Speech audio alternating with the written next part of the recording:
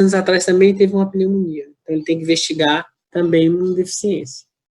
Diarreia crônica com peso, também tem que investigar. As diarreias crônicas são comuns em imunodeficientes, tá? Eles fazem muita diarreia crônica. Diferente da criança, que a infecção viral é bem comum, no adulto não é tão comum, pessoal. Então, infecções virais de repetição, como resfriado, herpes, verrugas e condiloma, tem que pensar em imunodeficiência, né? A gente vê aí nos pacientes adultos com HIV, eles fazem muitas verrugas, fazem condilomas horríveis, e tem muitas infecções por aí, tá? Apesar de ser uma imunodeficiência secundária, mas é uma coisa que aparece, tá? E na primária também vai ter. O antibiótico intravenoso de repetição para tratar a infecção, ou seja, o cara não melhora com antibiótico oral, ele tem que ir para o ceftriaxona, ele tem que ir para a gentamicina, ele tem que internar para fazer antibiótico para melhorar, ele tem que usar antibiótico de amplo espectro, isso tem que pensar em imunodeficiência. Abscessos profundos de repetição na pele ou órgãos internos, tá, pessoal? A gente viu que na criança, né, a gente tem os abscessos. No adulto, além desses abscessos ter que serem de repetição, tem que ser aqueles abscessos importantes, né, profundos, né, e até de órgãos internos, até tipo abscesso hepático, abscesso cerebral. Monielíase persistente ou infecção fúngica na pele ou qualquer lugar. Então, se ele tem uma infecção por fungo, vamos supor, monielíase oral ou esofagiana, ou uma tinha que não melhora ou que já dura bastante tempo, vai e volta, tem que ser investigado para imunodeficiência. Infecção pelo micobactéria tuberculose ou atípica, ou seja, paciente que pega TB, né, ou faz outra forma de TB atípica, né, a não pulmonar, ele tem que investigar a imunodeficiência e também história familiar de imunodeficiência. Certo? Tá tudo ok aí, pessoal? Vocês estão me ouvindo bem? Professor, teve um instante que a gente ficou sem escutar um pouco, mas agora eu tô. Qual foi? Foi bem no início. Aqui na verdade esse início é mais assim para citar aqui os sinais de imunodeficiências, tá? Então, pessoal, aqui tá os oito grandes tipos, subdivisões das imunodeficiências. Tem uma nova que vem com 9, tá?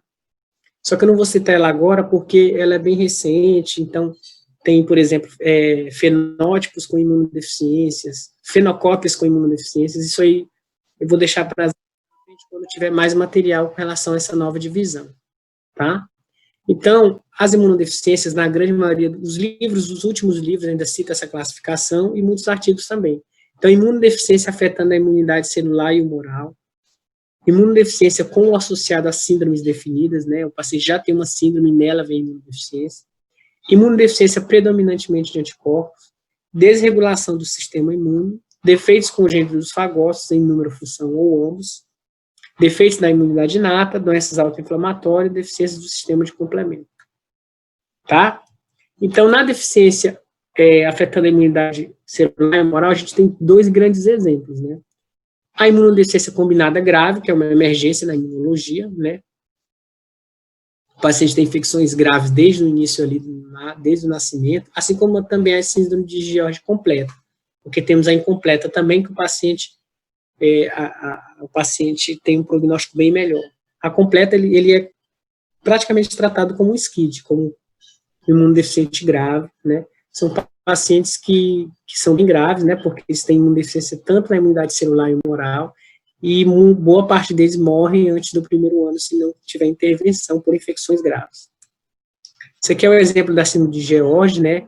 Você tem um fenótipo aqui, de onde você tem várias alterações e uma deles é a imunodeficiência. Então, você tem microcefalia, hipoplasia mandibular e retrognatia, alteração ocular, alteração de pálpebras, malformações vocais, como micrognatia, né, malformações e defeitos cardíacos.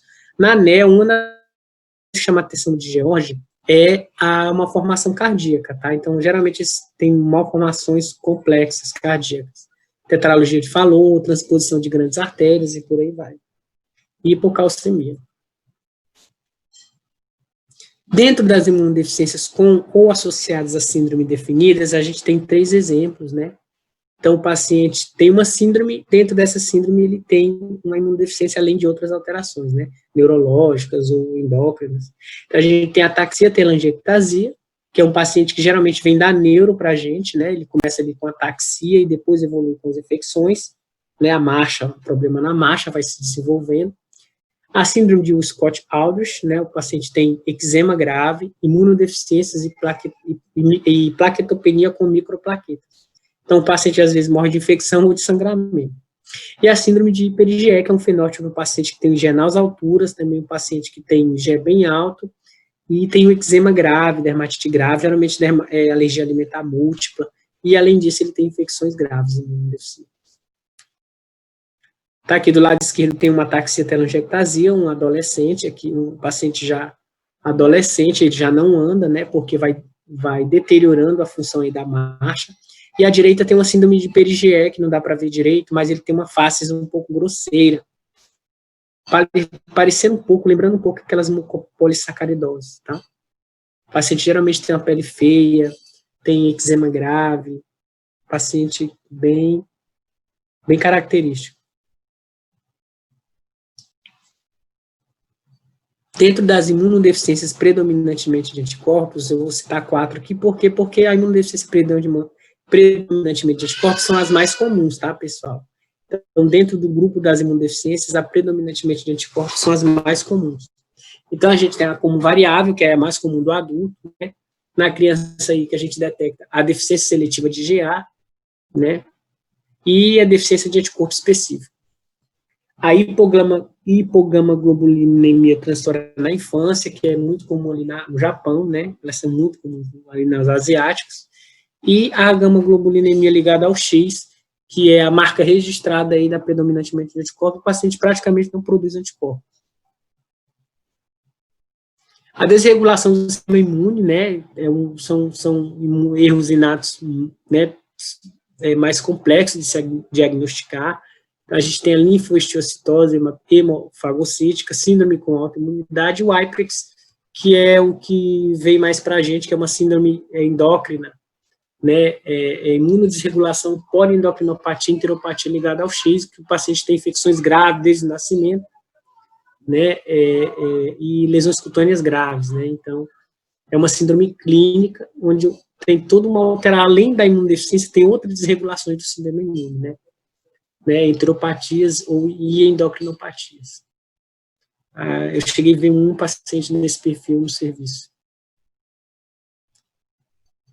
Defeitos congênitos dos fagócitos em número, função ou ambos. Então, os fagócitos, pessoal, ele pode estar baixo, mas ele pode estar normal, porém a sua função está alterada, né? Então, a gente tem a doença granulomatosa crônica, um exemplo, os fagócitos estão em números normais, só que eles não têm uma boa função, né? Esse doença granulomatosa crônica é o caso, é aquele paciente que vai chegar a 1, 2 anos com várias infecções de pele, infecções feias de pele, né? É um paciente que vai chegar com infecções feias de pele e um exame que dosar os fagócitos, você não vê alteração. Mas se você dosar a função deles, como teste da dihidrorodamina, é o que vai diagnosticar essa doença. A síndrome de Shediac-Higashi, eu conheço bem, né? A neutropenia cíclica, que dessas aqui é o que eu mais pego, né, no consultório, tem alguns pacientes com neutropenia cíclica, que o neutrófilo cai abaixo de 500 aí num ciclo de 21 dias, tá? E o LAD, que é defeito de adesão dos leucócitos, né, tem um LAD 1 e um LAD 2, onde os leucócitos não conseguem fazer ali a adesão à fagocitose. Então, eles têm, então, um número normais também e não fazem a sua função de forma adequada. Olha, do lado esquerdo, a gente tem uma doença granulomatosa crônica no adulto, né, várias infecções de pele, vários granulomas. E o Shediac-Higashi, que é uma síndrome do paciente que chama a atenção, o paciente é albino, e além disso ele vai ter imunodeficiência. Defeitos da imunidade inata, né, pessoal? A imunidade inata é muito importante ali na função da defesa contra fungo e contra vírus, né? Sempre lembrem disso, né? E aí você tem infecções relacionadas a isso, como a síndrome de Wien. A síndrome de Wien é um problema dentro da imunidade inata, onde o paciente vai ter muita verruga. ele vai ter ele vai ter uma imunidade para esses vírus de pele muito ruim. Então, ele vai ter várias verrugas, ele vai ter aquele molusgo contagioso ali de forma exacerbada, né? O paciente pode ter uma candidíase mucocutânea crônica, que é um fungo de esôfago, fungo oral, né? De repetição ou de difícil tratamento, né? Pode ter de fungos de pele de difícil tratamento, né? São defeitos da imunidade inata. E a displasia anidrótica ectodérmica com imunodeficiência, que eu não tenho uma experiência com essa doença, mas também é um problema dentro da imunidade inata. Tá aqui um exemplo, tá, pessoal? Do lado esquerdo, uma candidíase mucocutânea crônica, então o paciente não tem imunidade para fungo, então o fungo toma de conta da pele, da boca, parece aqueles HIV positivos, né? Com bastante fungo na mucosa, né? Aqueles HIV positivos onde você não está tratando, né? E aqui do lado direito, um paciente com muita verruga na mão, né? Com síndrome de Wien, fica bem mais do que isso aí, né? Os pacientes também os pacientes que têm síndrome de hiper-IgE, com deficiência de DOC8, eles também fazem muita verruga. E as doenças autoinflamatórias, né, que é o xodózinho agora da imuno, né, que são doenças novas, não digo novas, mas assim, que estão recebendo diagnóstico, estão se detectando alteração, né, como é um dos exemplos clássicos, né, por exemplo, é a doença de Crohn, né, a doença de Crohn é uma doença autoinflamatória, você tem ali um defeito no receptor, então a deficiência do antagonista do receptor de interleucina 1, a síndrome de Muckle-Wells, que é o CAPS, né, que eu não vou adentrar muito com vocês, porque é uma doença que tanto a reumato vê e a imuno vê, e é complexo a gente explicar isso agora, e a síndrome autoinflamatória ao frio familiar. São doenças extremamente raras, né, eu nunca vi um caso, eu já vi um paciente com deficiência do receptor de interleucina 5, né, e também os pacientes com Crohn têm deficiência no receptor da interleucina 10. Essa aqui é o síndrome familiar, né, síndrome autoinflamatória ao frio familiar. Então, o paciente, com determinada temperatura, ele começa a fazer uma inflamação da pele, uma urticária, mas não chega a ser bem urticária porque não some a desnutrição, é um processo realmente inflamatório. E é flutuante, né? Vem, depois melhora, vem, depois melhora. Deficiência do sistema de complemento, então, a gente, né, que também tem uma ação muito aí ativa dentro da imunidade inata, então deficiência do inibidor do componente complemento C1, que é um angioedema hereditário, na verdade não chega a ser uma imunodeficiência, mas é um problema ali que o paciente vai ter muito angioedema, né, angioedemas graves, deficiência de C3 e C4, as doenças autoimunes, né, e deficiências de C5, C7, C8 ou C9, né, a gente geralmente dosa o complemento total, o C3 e o C4, né, para avaliar isso aqui, né, o paciente geralmente tem muitas infecções virais, né, e pode fazer alguns quadros bacterianos também.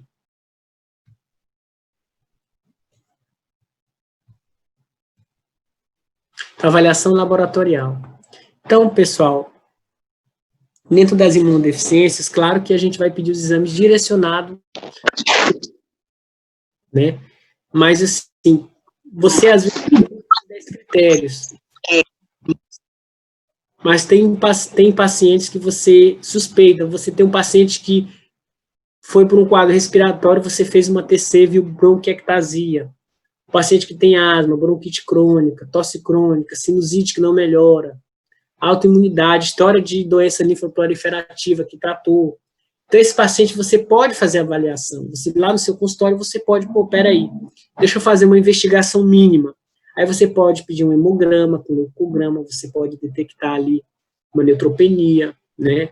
Você pode uma linfopenia, você pode dosar as imunoglobulinas, né? Pensando no hipogama, no A-gama, né? IgG, IgA, IgM, IgE. E você pode pedir na criança pequena sorologia para tétano, só que a sorologia para tétano é cara, né? Assim, e na criança maior, né, maior de 1 ano e meio, 2 anos, você pode pedir a sorologia para rubéola e IgG para ver se a reação vacinal dela é boa. né, e o raio-x de tórax. Então, esse aqui seria um rastreamento mínimo, né, aquilo que você pode fazer que não é caro. O raio-x, as imunoglobulinas e o hemograma com o leucograma, certo? Se você pensa em hipogamaglobulinemia, por exemplo, o paciente tem infecções sinopulmonares graves e tem uma conjuntivite ferrada, você, pô, tá com a cara de hipogama ou agama. Aí você pede só o hemograma e as imunoglobulinas, né? Se você está suspeita de hipogama e está pensando em agama, né? Geralmente a hipogama para agama, quando você pede as imunoglobulinas, o que vai ocorrer? Na agama, os valores estão muito baixos, assim, perto ali do valor zero. Perto do valor de zero. Aí, né, a agama. A hipogama não, você tem valores baixos, mas não tão baixos, né? E aí você pensa em agama, aí você vai para um segundo step, você vai pedir a subpopulação linfocitária. E na grande maioria dos serviços, a gente pede esses 5 aí. O CD3, o CD4, o CD8, o CD19 e o CD56, que é o NK. Certo? E dependendo do que o paciente tiver, você vai direcionar, né? Por exemplo, se o paciente ele tem síndrome, você dosa o IG, você dosa a imunoglobulina. O paciente tem uma face típica, né? Uma fronte olímpica, um eczema grave, e ele tem um IgE nas alturas e tem infecções, você pode pensar em síndrome de hiper-IgE, né? E aí você pode dosar aí, ó, deficiência da STAT3, que é uma análise genética, né? Você pode pensar em neutropenia cíclica, né? Você pede hemogramas, né? Quando a gente pensa em neutropenia cíclica, a gente faz assim, a gente pede 2 hemogramas por semana, por 6 semanas ou 4 semanas, né? Ou seja, o paciente vai ser furado várias vezes. Eu acho que dá para terminar a aula nesses 10 minutos, tá, pessoal? Porque essa aula é curta mesmo, só para apresentar a divisão para vocês e os critérios, tá? Não adianta adentrar em imunodeficiência, até porque esse SOI aqui de vocês é mais para dar o básico, não seria tanto adentrar nas imunodeficiências. Eu acho que nem o pessoal da clínica médica entra, tanto assim, tá? Então, mas vocês têm que saber a classificação e quando eu vou pensar em imunodeficiência, o que eu posso pedir ali de início, né? Eu acho que isso aí é importante, tá? Outra coisa muito comum, pessoal, que vocês têm que pensar tanto na pediatria, às vezes até na clínica, a clínica nem tanto, é uma clínica que é mais um HIV, mas na criança, fibrose cística, tá, pessoal? O teste do pezinho é bastante importante.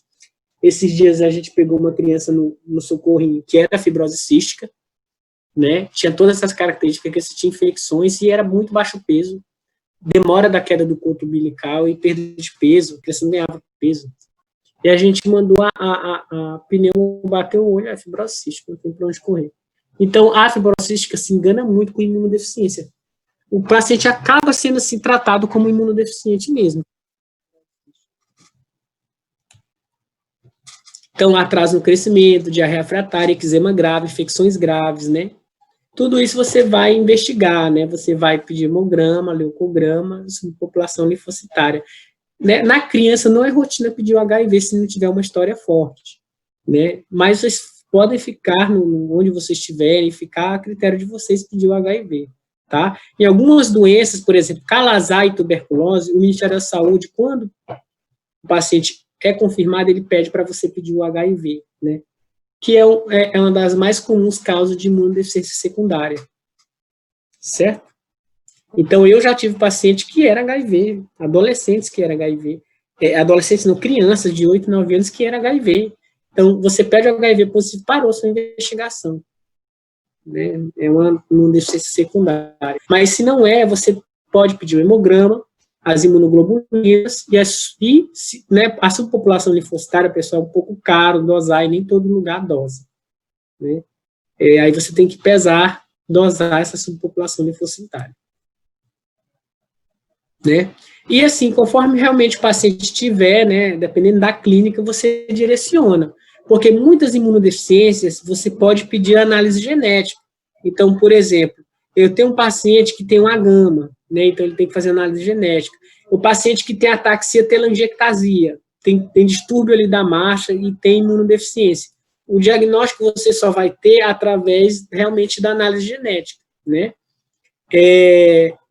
As cromossomopatias, por exemplo, trissomia do 21, monossomia do 22. Esse 18Q- é o do síndrome de George, tá? O SCID, existe o TREC e o CREC, que é a imunodeficiência combinada grave. O TREC e o CREC, alguns serviços, como no Paraná, já fazem o exame do pezinho. Então, a ASBAI está tentando forçar com que o governo coloque esses exames no teste do pezinho para a imunodeficiência combinada grave, porque a imunodeficiência combinada grave, SCID, que é a doença lá do menino da bolha, ela é uma urgência imunológica, tá? E se não tratar, não dá, a criança morre ali, menos de 6 meses, ela morre, ela faz infecções graves mesmo, tá?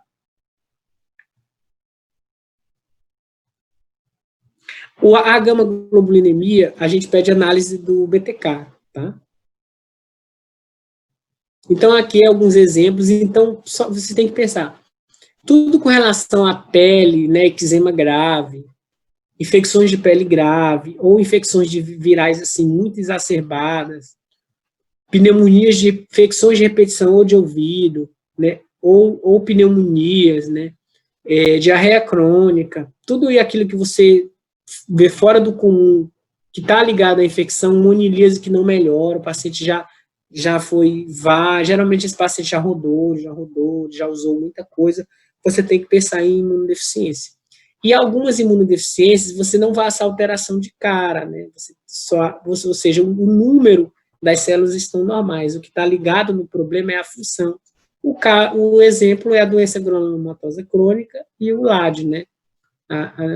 O LAD também você tem ali uma alteração na função e não no número.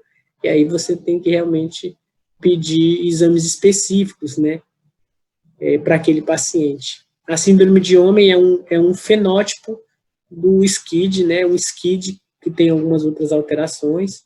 A deficiência de DOC8 também um subfenótipo da síndrome de PLGE. A IPEX é uma imunodeficiência com poliendocrinopatia, né, e enteropatia. O Scott de Aldrich, que a gente já viu, é uma imunodeficiência associada a algum fenótipo. Então, o paciente tem plaquetopenia, eczema grave e infecções, né? A deficiência de STAT3 também é um subtipo da síndrome de PGE. Tá, pessoal? Então, são muitas imunodeficiências, em torno aí de mais de 120, né? Mas tem as principais, né? As imunodeficiências, no geral, não são tão comuns, né?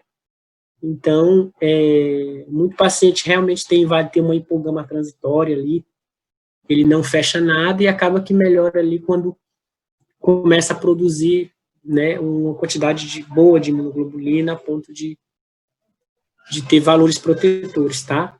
Então é isso. Alguém quer tirar alguma dúvida? Esse é o último slide, pessoal.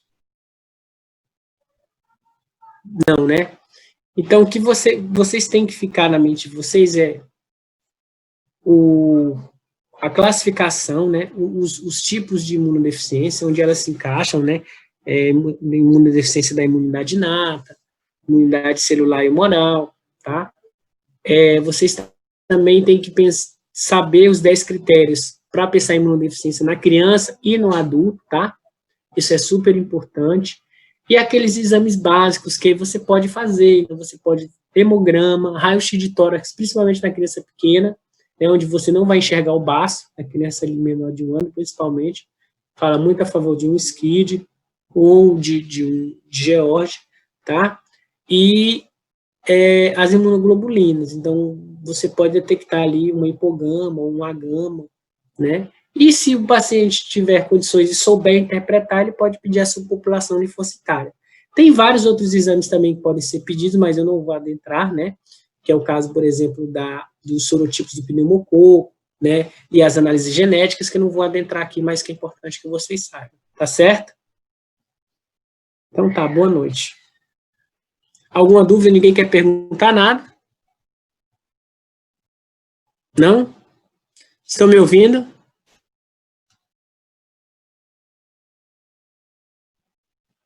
Então tá, pessoal, um abraço, fiquem com Deus, tá? E vamos marcar nossa próxima aula, tá bom?